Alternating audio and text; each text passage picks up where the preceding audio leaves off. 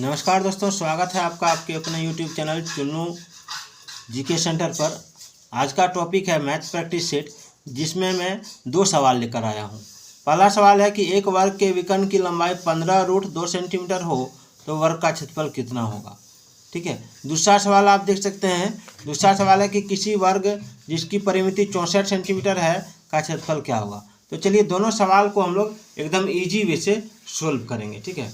इस तरह के सवाल परीक्षाओं में पूछे जाते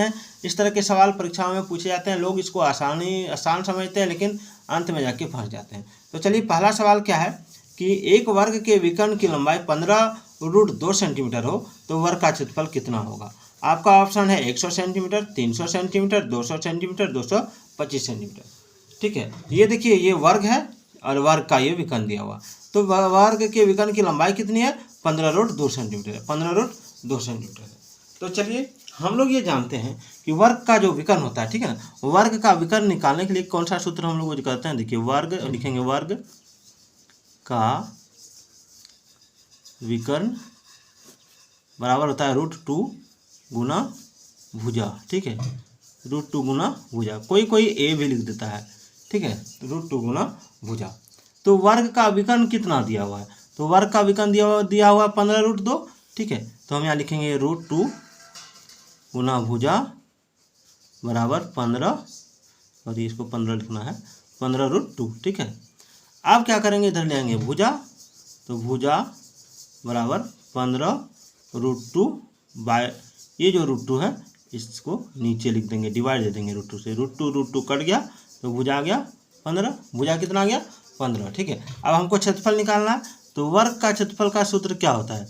वर्ग का क्षेत्रफल बराबर होता है भुजा गुना भुजा। ठीक है, भुजा गुना भुजा यानी 15 गुना 15। तो 15 गुना 15 करने पर होता है 225 सेंटीमीटर। ठीक है, तो इसमें भी सेंटीमीटर है, इसमें भी सेंटीमीटर है, तो 1 सेंटीमीटर 1 सेंटीमीटर, तो सेंटीमीटर पर पावर 2 लग जाएगा, यानी सेंटीमीटर स्क्वायर। ये हो गया, इसका आंसर हो गया ऑप्शन डी। ठीक है, आंसर हो गया ऑप्शन डी। अब हम लोग अगला सवाल देखते हैं।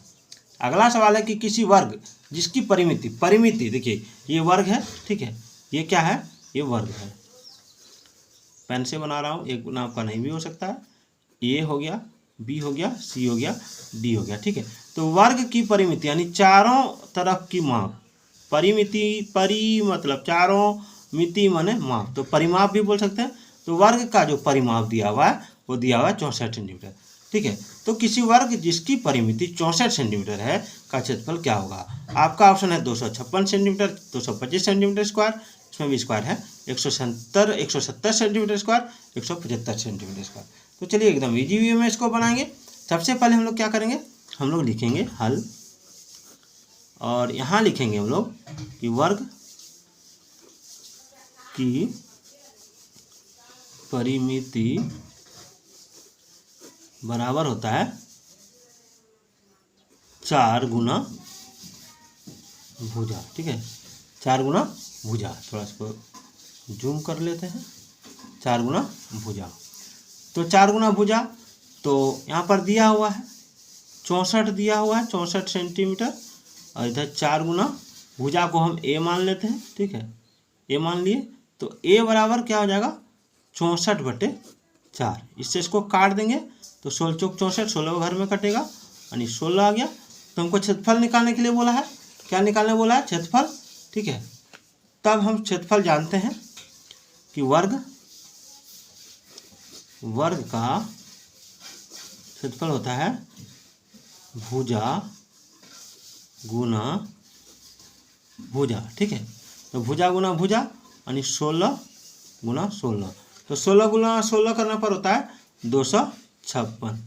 ठीक है, तो इसमें भी सेंटीमीटर है, इसमें भी सेंटीमीटर है, तो 256 सेंटीमीटर स्क्वायर। ठीक है, तो इसका राइट आंसर क्या होगा?